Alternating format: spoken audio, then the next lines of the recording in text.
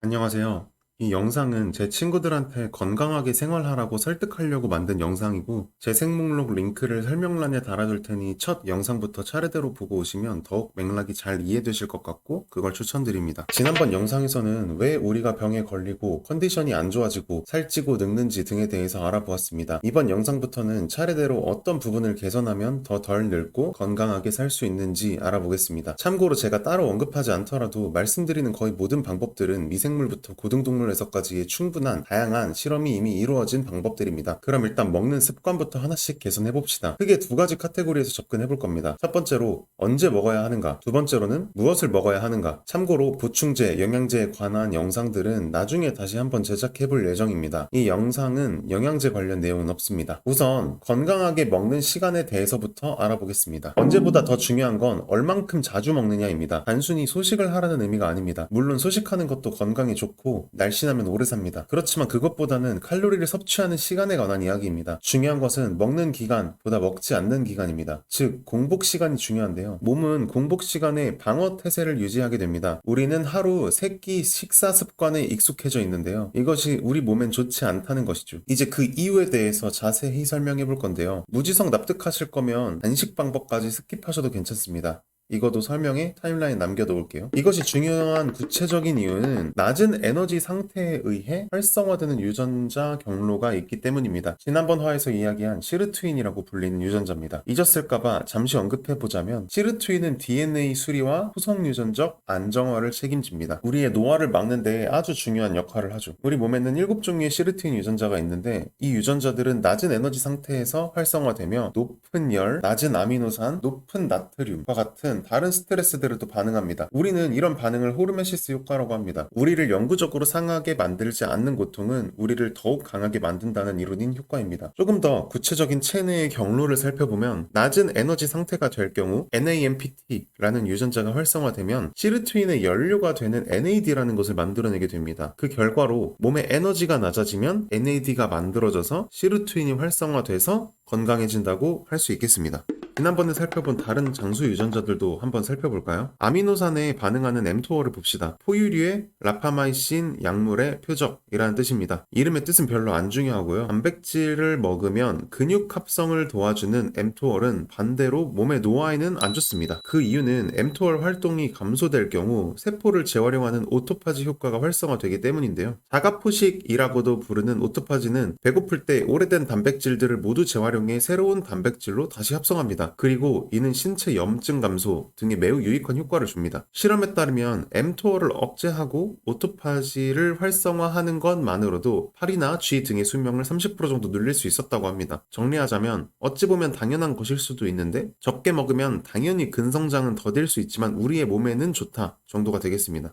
지난번에 살펴본 또 다른 유전자인 AMPK는 한국어로는 AMP 활성화 단백질 키나제라고 합니다. 또한 낮은 에너지에 반응합니다. AMPK의 주요 기능 중 하나는 미토콘드리아를 만듭니다. 미토콘드리아는 우리의 세포 호흡을 담당하고, 운동을 하면 미토콘드리아가 더 많이 생기게 생산을 자극합니다. 미토콘드리아는 우리가 먹는 것들을 대사하는 데에 중요한 역할을 하고 화학적 에너지를 만듭니다. 그러므로 AMPK를 활성화하면 컨디션이 좋아지게 되고 더 많은 에너지가 생기게 됩니다. 정리하자면 낮은 에너지 상태이면 AMPK가 활성화되며 그 결과로 더욱 활력 있는 생활을 할 수 있습니다. 혈당과 혈압에도 좋은 영향을 미칩니다. 단식을 하는 것이니 당연합니다. 인슐린에도 더욱 민감해지는데, 이는 다이어트를 하는 사람들이라면 누구나 원할 만한 상황입니다. 단식이 암과 싸우는 데에 좋은 영향을 미친다는 연구들이 많이 있습니다. 그 외에도 당뇨, 다발성 경화증, 황반변성 등등 여러 가지 질병에도 이점이 있는 것으로 보입니다. 주요한 이유는 우리 몸의 방어 체계를 활성화시키기 때문입니다. 단식에는 여러 가지 방법이 있습니다. 사람마다 다르게 고려되어야 하는 것이 맞고, 여러 가지 단식 방법을 시도해 보세요. 영상을 멈추고 FMD 식단, 간헐적 단식, 40시간 단식 등에 대한 정보를 찾아보아도 좋겠습니다. 저는 시간 제한 섭식을 하는데요. 그러니까 간헐적 단식과 결이 같은 단식이고, 저는 하루 중에 저녁 한 끼만 먹거나 4시쯤 200칼로리 이하의 샐러드나 견과류를 추가해줍니다. 이를 통해 16시간에서 22시간 정도의 공복 기간을 지킵니다. 이 공복 기간에 0칼로리인 제로 음료나 차 종류 등은 마셔도 괜찮습니다. 말하자면 녹차 같은 것들이요. 이 과정이 익숙해지면 간이 몸에 쓸 수 있는 영양분을 생성합니다. 이걸 글루코네오제네시스라고 부르는데요. 이것 덕분에 간헐적 단식을 시작하고 처음에는 힘들지만 2주에서 3주 정도 지나면 몸이 적응해서 공복 기간에 포도당을 생성하기 때문에 단식 시간을 견디기가 훨씬 쉬워집니다. 조심해야 할 부분이 있는데요. 갑자기 공복 상태에서 음식을 먹기 시작할 때 오렌지 주스라든지 초콜릿이라든지 하는 당을 갑자기 부어버리면 순간적으로 혈당이 높아지고 컨디션이 좋아지지만 몸은 너무 많은 인슐린을 분비해서 혈관에서 포도당을 빨아들이고 저혈당증을 유발합니다. 그러면 식욕 증가 호르몬이 나오고 무언가를 먹거나 혹은 먹고 싶다는 충동을 참아야만 합니다. 그러니까 단식을 깨는 순간 먹는 음식을 조심하세요. 저에게 맞는 방법을 잠깐 소개해드렸고 여러 다른 방법 중 본인과 잘 맞는 단식 방법을 찾아보세요. 포인트는 최소 16시간 이상 단식을 하는 게 몸에 좋은 것 같습니다. 칼로리 제한의 경우는 유전자에 따라 어느 정도가 좋을지 개인 편차가 있을 수 있으니 본인의 몸의 반응을 보며 결정하면 좋습니다. 영양분은 꼭 적절히 챙겨주시고요. 처음엔 당연히 쉽지 않습니다. 그렇지만 2주에서 3주만 각 잡고 버티면 그 후부터는 상당히 편해집니다. 한 번만 시도해보세요. 살을 빼는 목적이라면 드라마틱하게 빠지지는 않습니다. 그렇지만 건강하게 빠집니다. 이제 해로운 음식과 좋은 음식에 대해서 말해보려고 합니다. 현실적으로 어떤 음식을 무조건 아예 안 먹는 건 불가능합니다. 저는 음식을 먹을 때 제가 느껴지는 만족감 대비 몸이 얼마나 나빠지는지 를 생각하면서 가성비를 따집니다. 예를 들어 빵은 꽤 맛있지만 몸이 많이 나빠지는데 회는 꽤 맛있지만 몸이 안 나빠지니까 회를 먹어야겠다 라고 생각하는 편인 거죠. 자, 이번 슬라이드는 교양적인 측면에서 설명하려고 만들었는데요. 철 원소는 몸에 좋지 않습니다. 단 우리의 헤모글로빈이 산소를 옮기기 위한 정도는 꼭 필요하고 그러나 과도할 필요가 없다는 말입니다. 철분 수치가 너무 높아지면 노화를 가속할 수 있습니다. 조직에 강철성 성분이 너무 축적되면 자유 라디칼, 또 다른 말로는 활성산소를 생성하고 몸속의 조직을 손상시킵니다. 활성산소라고도 부르는 자유 라디칼에 대해서 조금 더 알아보면서 여기서 철이 어떤 안 좋은 영향을 끼치는지 알아보겠습니다. 자유라디칼은 세부적으로는 세 가지 중요한 종류가 있습니다. 첫 번째는 슈퍼옥사이드라고 하는데요. 몸에 아주 좋지 않은 고급 당화 최종 생성물이라고 하는 것을 만들어냅니다. 이것은 기본적으로 손상된 단백질입니다. 이런 손상된 단백질을 제거하기 위해서 단식을 하는 거고요. 또 슈퍼옥사이드 음이온이라고 부르는 것이 있는데 이것은 몸속에서 대부분의 산화 스트레스를 만들어냅니다. 세 번째로 하이드로젠 퍼옥사이드가 있습니다. 이것은 머리카락을 금발로 만들 수도 있는 염색약에 쓰입니다. 이 세 가지는 몸에 정말 좋지 않습니다. 슈퍼옥사이드 분자가 있으면 슈퍼옥사이드 디스뮤테이시스 효소에 의해 하이드로젠 퍼옥사이드로 바뀌게 됩니다. 이것은 염색을 할 만큼 세포에 데미지를 줍니다. 여기에서 철분이 해로움을 일으키는 것인데요. 글루타치온이라는 분자가 이것을 해독해 주는데 철분이 너무 많으면 해독할 기회가 줄어들게 되고 그것들은 하이드록실 라디칼, 저기 그림에서 OH-인 빨간색 부분으로 바뀝니다. 이것이 DNA, RNA 등을 정말 많이 손상시킵니다. 그리고 더 나쁜 것은 결국 활성산소로 인해 좀비세포라고 부르는 것들을 누적하게 합니다. 이 좀비세포를 노화세포라고도 부르는데요. 이 세포들이 체내에서 염증성 분자들을 배출하기 때문에 그렇습니다. 오토파지의 주요한 효과도 좀비세포의 제거에 있을 정도로 몸에 좋지 않습니다. 철을 의도적으로 피하기는 힘들 수 있지만 인지하고 있는 것은 중요해서 설명을 해보았고요. 이제 조금 쉬운 얘기를 해보겠습니다.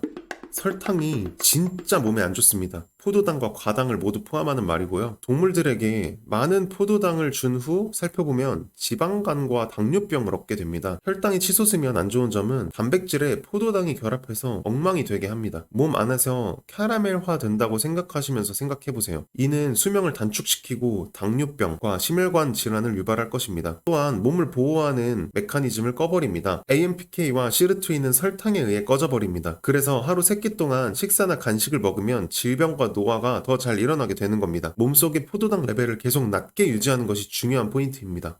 단백질을 과도하게 먹는 것도 좋지 않습니다. 특히 고단백질, 육류, 붉은 고기로 얻는 단백질이 좋지 않습니다. 고기만 먹는 카니보어 다이어트가 좋지 않을 수 있는 이유입니다. 아까 말한 철분이 적색 육류에 많이 있고 더 중요한 건 소화시에 나오는 아미노산들이 mTOR을 계속 펴져 있게 만들 수 있기 때문에 조심해야 합니다. 이는 오토파지를 끄게 만들 것이고 몸속에 단백질 재활용이 일어나지 못하게 만들 것입니다. TMA는 주로 붉은 고기와 계란 등에 포함된 콜린이 장내 미생물에 의해 소화되며 생성되는 대사산물입니다. 이것은 혈관으로 들어가서 간에서 TAMO라는 독성 분자로 바뀝니다. 이것이 심혈관 질환을 촉진할 수 있습니다. 단백질에 들어있는 필수 아미노산들은 중요합니다. 없으면 죽으니까요. 다만 이것은 식물에서 얻을 수도 있습니다. 식물 기반 단백질이 조금 더 몸에 좋습니다. 철을 제외하고 위에 두 가지만 조심하면 1차 성공입니다. 참 쉽죠?